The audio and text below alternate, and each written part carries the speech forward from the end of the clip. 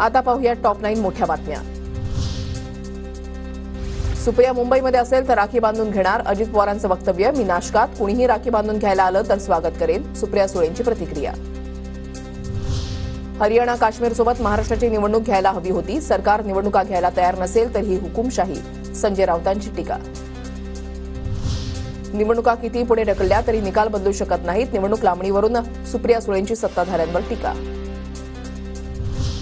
पुण्यातील 8ही विधानसभा मतदारसंघात जरांगे पाटील उमेदवार देणार असल्याचा मराठा समाजाच्या बैठकीमध्ये निर्णय।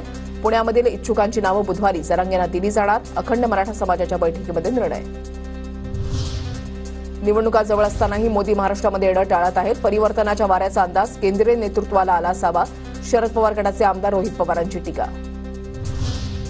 चंद्रकांत पाटलांविरोधात भाजप माजी नगरसेवकानं शड्डू ठोकला, अमोल बालवडकर यांच्याकडून बालेवाडीमध्ये शक्ती प्रदर्शन, अमोल बालवडकर कोथरूड विधानसभेतून इच्छुक।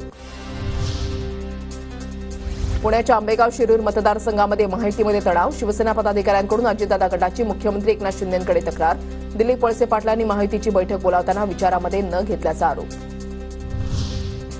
आगामी विधानसभा निवडणुकीमध्ये शिवसंग्राम संघटना 5 जागा लढवणार, संघटनेच्या सर्वसाधारण सभेमध्ये निर्णय, तर मराठा आरक्षण देण्याची भूमिका घेणाऱ्या पक्षांसोबत युती करणार, पक्षाची भूमिका।